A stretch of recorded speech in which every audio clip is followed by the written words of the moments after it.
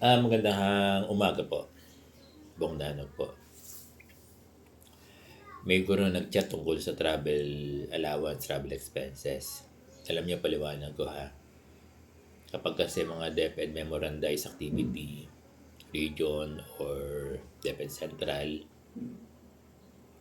yan ay official business. So, lahat ng participants yan, kahit principal, teachers, master teachers, head teachers, non-teaching, kasama non-teaching.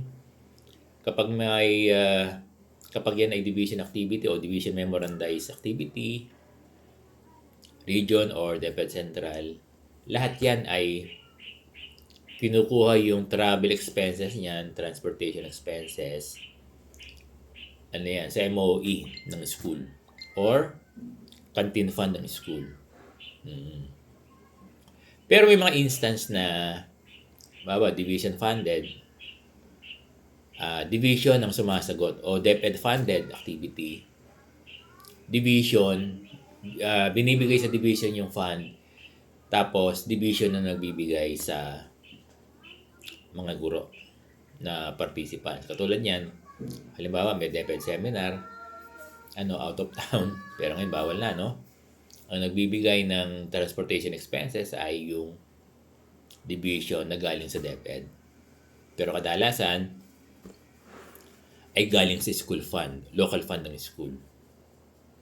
So, right ng participant ng guro, anybody, personnel ng guro, personnel sa school, ang mag-claim ng travel expenses, transportation expenses sa mga official business activity. When we say official business, yan yung mga DepEd sanctioned activities, no?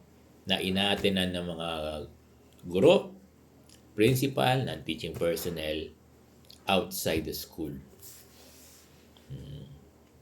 Even yung mga cluster district sa division, dapat kumukuha sila ng transportation expenses doon sa school.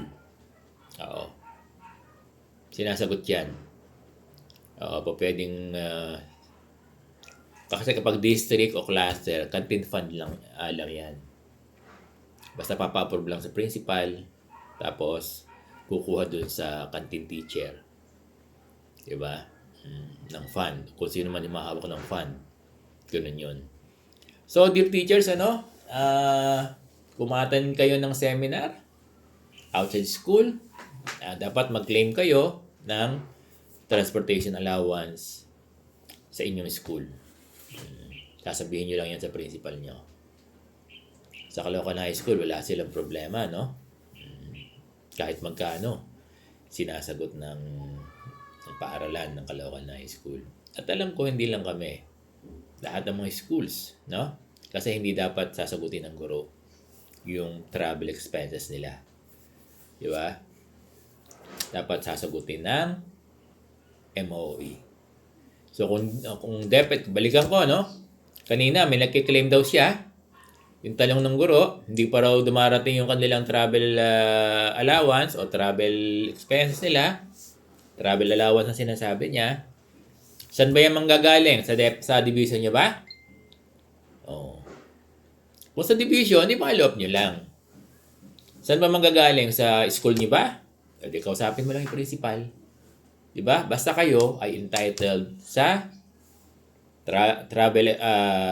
travel allowance or transportation expenses. Parehas lang yan, di ba?